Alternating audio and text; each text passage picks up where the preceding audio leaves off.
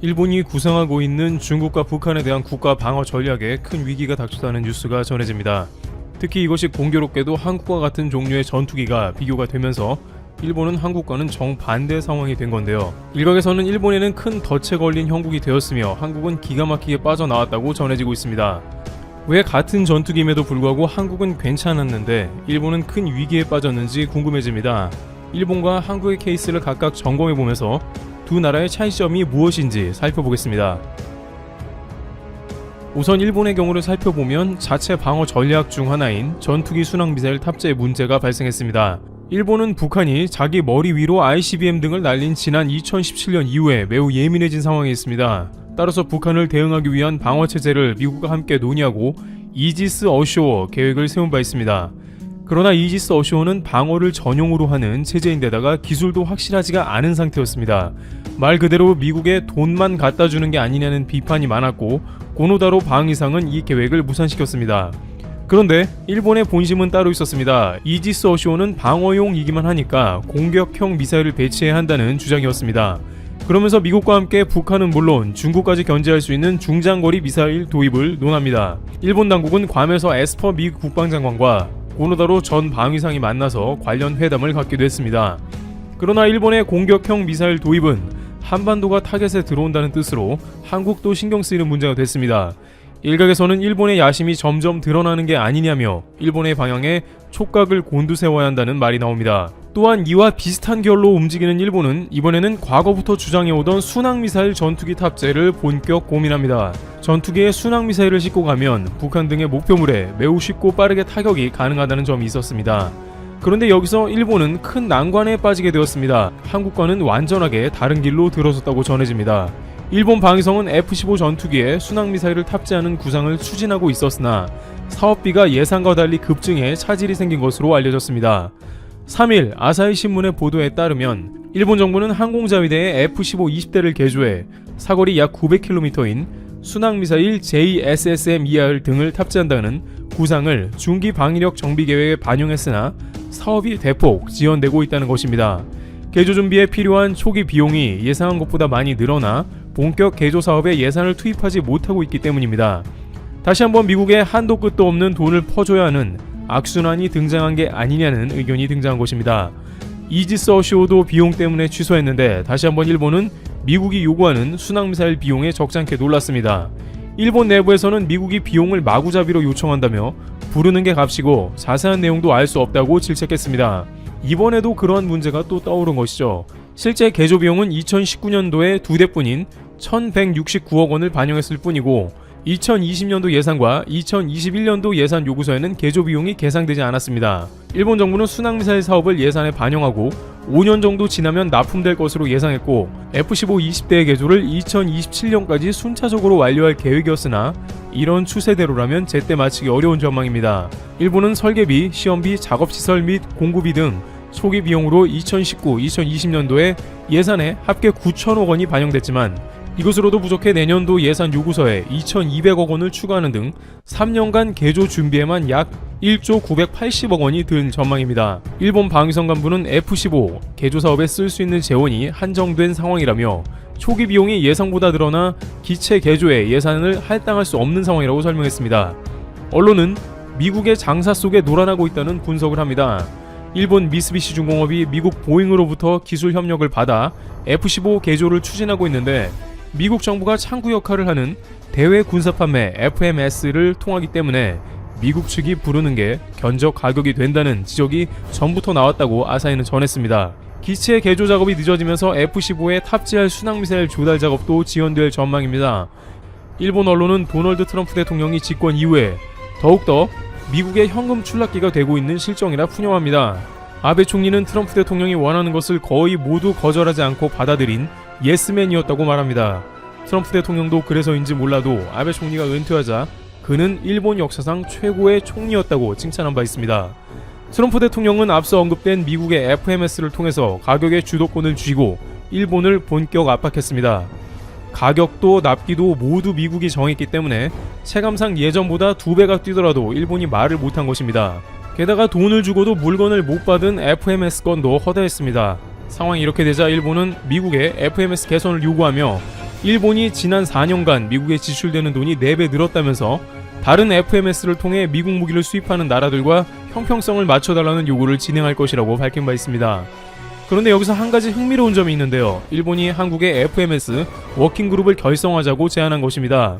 일본은 한국을 비롯한 미국의 FMS로 무기를 계약하는 나라들을 모아서 워킹그룹을 구성해 미국의 무기값을 깎는 데 활용하자며 한국의 동참을 바란 것입니다. 평소에는 한국을 제외하고 선진국끼리 그룹을 만들기 바쁜 일본이 미국 방위비가 너무 많이 들어가자 그 그룹에는 한국을 반드시 포함시키자며 한국에 러브콜을 보낸 겁니다. 왜냐하면 한국은 지난 10년간 미국 무기 구입 순위가 4위로 8위인 일본에 비해서 4단계나 높은 국가였기 때문이죠.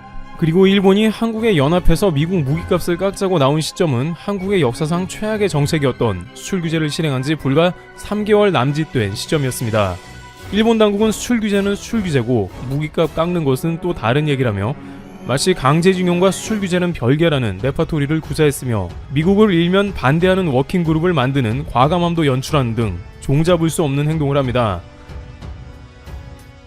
한편 순항미사일 이야기로 돌아가 그럼 한국의 F-15 순항미사일은 일본 대비 어떻게 된 것인가 궁금한데요. 한국도 처음에는 일본처럼 JSSM 순항미사일을 도입하려고 미국에 요청했으나 여러가지 이유로 계속 지연이 되었습니다. JSSM은 로키드 마틴의 미국제 미사일로 F-15와 합을 맞추길 미국 당국에서도 바란다는 측면도 있었을 것입니다. 하지만 당시 JSSM은 개발이 완료가 안 되었으며 성질 급한 한국은 다른 순항미사일을 찾다가 타우러스를 발견합니다. 타우러스는 이미 독일과 스페인에서 시험이 끝나서 바로 탑재하여 활용이 가능하다는 점이 주요했습니다. 또한 타우러스가 처음에는 비쌌지만 미국이 지연시키는 동안에 가격이 올라가서 거의 비용 차이도 안 났습니다. 독일 방산업체인 타우러스 시스템스에서 나오는 유럽산 무기이기 때문에 오히려 미국의 입김을 피하기도 했습니다. 참고로 미국 JSSM은 당시보다 가격이 훨씬 올랐고 특별히 미국에서는 더 비싸게 제공될 것으로 보이고 있죠. 다행히 한국 공군의 F-15K에 탑재된 타우러스 순항미사일은 제대로 된 성능을 뽐내며 성공적인 도입이 된 것입니다. 심지어 미국 순항미사일에 약간 성능이 못 미친다 하더라도 한국은 현무 등의 미사일로 보완하면 되어 부족함이 없습니다. 보잉의 F-15K 관계자는 한국의 F-15K가 타우러스 도입을 우수하게 끝낸 것을 보고 흡족해한 것으로 전해집니다. 굳이 로키드 마틴의 JSSM을 쓰라고 보잉이 강요할 필요는 없고 F-15K와 맞는지만 확인해 준 것입니다. 독일의 타우러스 시스템즈는 이 기회를 삼아 한국에 사무실까지 오픈하고 유럽 무기 도입을 희망했습니다. 독일 타우러스 시스템즈의 관계자는 한국이 방위산업이 극도로 발달하며 군사력이 강한 나라로 알려져 있다면서 독일이 그런 차원에서 도움이 되길 원하며 독일 이외 세계 최초로 한국에 사무실을 오픈했다고 강조합니다. 미국에서만 물건을 사지 말고 유럽산도 잘 봐달라는 적극적인 구애의 뜻이기도 할 것입니다. 지금까지 미국 순항미사일을 기다리고 있었다면 시간 낭비는 물론 FSM이 적용받는 비싼 무기를 도입하게 되었을 것입니다. 군사 관계자들은 굳이 일본처럼 미국에만 예속되지 말고 한국은 다양한 무기 도입 옵션을 가져야 한다고 강조합니다. 유럽은 물론이고 실제로 가장 많은 무기 기술을 배워온 러시아 등 다양한 관계를 통해 독자적 플랫폼을 갖춰야 미국 방산과 너무 깊게 엮이지 않아 일본과 같은 밑빠진 독의 물붓기 형국으로 가면 매우 곤란하다는 것이죠. 안타깝게도 지금 그런 일을 겪고 있는 일본 방위성은 F-15를 가지고는 있으나 총알 없는 신세가 된 것입니다. 그렇다고 해서 일본은 타우러스나 다른 순항미사일로 눈을 돌릴 수 없는 상황으로 전개되고 있습니다. 이미 미국산 순항미사일은 개발이 된 데다가 미국 당국과 순항미사일 도입을 심도 있게 진행 중이기 때문입니다. 이와 같이 같은 세대의 전투기를 도입한 일본은 결과적으로 엄청난 차이를 보이면서 다른 형국으로 가고 있습니다. 한국은 계속해서 방위비를 늘려가면서도 효율적으로 예산을 집행하면서 자주 국방을 강화한다는 소식입니다. 트리블튜브 여기서 마치겠습니다. 감사합니다.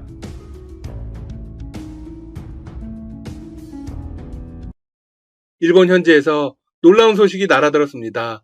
일본의 한 주간지는 아베 총리가 지난 7월 6일 총리 관저에서 진무를 보다가 피를 토했다고 보도했습니다. 보도가 나가자 일본 현지는 난리가 났습니다. 당국은 즉각 사실이 아니라며 반박했습니다. 하지만 정치권에서는 포스트 아베에 대한 관심이 점점 커져가고 있습니다. 주간지가 아베 각혈의 근거로 제시한 것은 무엇일까요? 7월 6일 총리 일정 가운데 5시간의 공백이 있었다. 매체에 따르면 그날 아베 총리 일정은 상당히 타이트했다고 합니다. 고이케 도쿄도지사와 코로나 대책을 논의하고 내각 관방부 장관, 총리 보좌관 등과 회의가 예정되어 있었습니다. 하지만 5시간 동안의 공백이 발생했죠. 매체는 월요일 총리의 동정을 5시간 동안 알 수 없었다는 것은 대단히 이례적인 일이라고 강조했습니다. 사실상 이제껏 없었다는 일이라는 겁니다. 매체가 피를 토한 증거로 든 것은 궤양성 대장염입니다. 아베 총리는 17살 때부터 난치병인 궤양성 대장염을 알아왔습니다. 이 때문에 2007년 9월 총리직을 사임하기도 했습니다. 매체는 유명한 내과 전문의의 소견을 함께 제시하며 이렇게 주장했습니다. 궤양성 대장염의 합병증이나 십이지장 질환 때문에 피를 토했을 수도 있고 스테로이드계 약물을 오랫동안 복용한 탓에 피를 토했을 수도 있다. 아베 총리의 건강 이상설은 처음 나온 것이 아닙니다. 지금까지 꾸준히 제기되어 온 것입니다. 이미 아베의 측근들 사이에서는 건강이 나쁘다는 소문이 돈 지 꽤 오래되었습니다. 지난 7월 아베 총리는 개헌에 관한 미디어 전략과 교섭을 빨리 진행하라고 다그쳤습니다. 매체는 그 이유 역시 나빠진 건강에 있다고 추측했습니다. 또한 보도의 출처가 아베의 최측근이라고도 밝혔습니다. 일본 전문가들은 이런 이야기들을 공공연히 하고 있습니다. 아베 정권은 이미 죽은 몸이다. 정권의 수명은 1년도 채 남지 않았다. 내각을 개편할 이유도 없고 8월이면 갑자기 내각을 해산할 수도 있다. 현재 아베 정권은 코로나 사태의 대응 실패로 핵심 지지층인 30대마저 이탈하고 있습니다. 일본 30대는 아베 내각의 경제정책, 아베노믹스에 가장 큰 수혜를 입었던 세대입니다. 따라서 여권 지지 성향이 강하죠. 대학 졸업 당시 경제가 살아나면서 취업 환경이 좋아졌기 때문입니다. 이런 이유로 30대는 어떤 상황에서도 아베 내각을 지지하는 콘크리트 지지층으로 불렸습니다. 하지만 지난 3일 아사히 신문이 조사한 국정수행 지지율 조사에서 30대의 이탈 조짐이 뚜렷한 것으로 나타났습니다. 전체 지지율도 38%로 아사히 조사 결과로는 최저입니다. 매체는 아베 총리의 건강 이상설과 함께 총리가 퇴임 이후를 걱정하고 있다고 말했습니다. 아베 총리는 자신의 후임으로 아소다로 부총리를 염두에 두고 있습니다. 현재 9월에 총선을 실시할 수도 있다는 이야기가 나옵니다. 물론 일본 정부는 완고하게 부인하고 있습니다. 스가 관방장관은 정례 기자회견에서 이렇게 말했습니다. 내가 매일 총리를 만나고 있다. 총리는 평소대로 직무에 전념하고 있고 건강에는 아무런 문제가 없다고 생각한다. 하지만 스가의 발언과는 반대로 정치권에서는 포스트 아베에 대한 관심이 커지고 있습니다. 가장 유력한 후보는 아베 총리의 라이벌 이시바 시게루 전 자민당 간사장입니다. 이시바 후보는 개헌에 적극 반대하고 있습니다. 경쟁자로는 고이즈미 주니치로 전 총리의 아들 고이즈미 신지로 환경부 장관이 거론되고 있습니다. 아베 총리가 밀고 있는 아소는 전혀 언급되지 않고 있습니다. 아소는 현지에서 별명이 망언제조기입니다. 현지의 분위기로는 이시바 시게루 전 간사장이 압도적입니다. 31%의 지지를 얻고 있죠. 반면 고이즈미 신지로 장관은 15%입니다. 물론 국민들의 평가로 결과를 예측할 수는 없습니다. 가장 중요한 것은 당내의 영향력입니다. 총리가 되려면 집권당의 총재가 되어야 합니다. 일각에서는 니카이 현 자민당 간사장을 눈여겨보기도 합니다. 한편 일본 현지는 한국의 전범기업 자산 매각과 관련해 난리가 난 상황입니다. 언론들도 저마다 다른 대책을 요구하고 있습니다. 마이니치 신문은 일본 정부가 준비하고 있는 보복카드가 약 40가지 정도나 된다고 보도했습니다. 40가지 보복을 하면 40가지의 역풍을 맞는 것과 똑같습니다. 꺼내드는 순간 한국도 바로 맞대응입니다. 현재 가장 강경한 목소리를 내는 건 역시나 산케이 신문입니다. 산케이는 보수를 넘어 극우 성향의 언론이죠.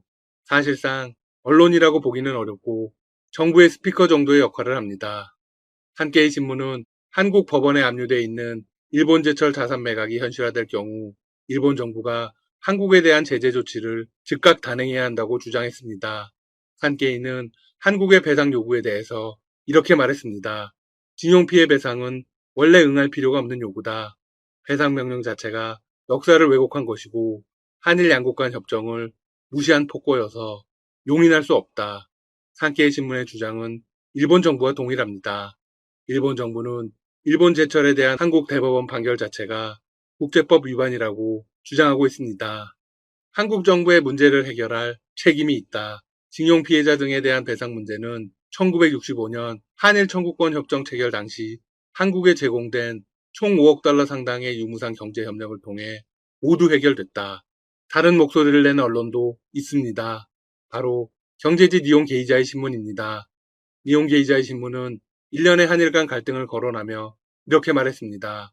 양국 정부는 대립이 계속될 경우 기업 활동과 인적 교류에 더해 지역 안보가 흔들릴 수 있다는 위험을 직시하고 이를 끊어야 한다.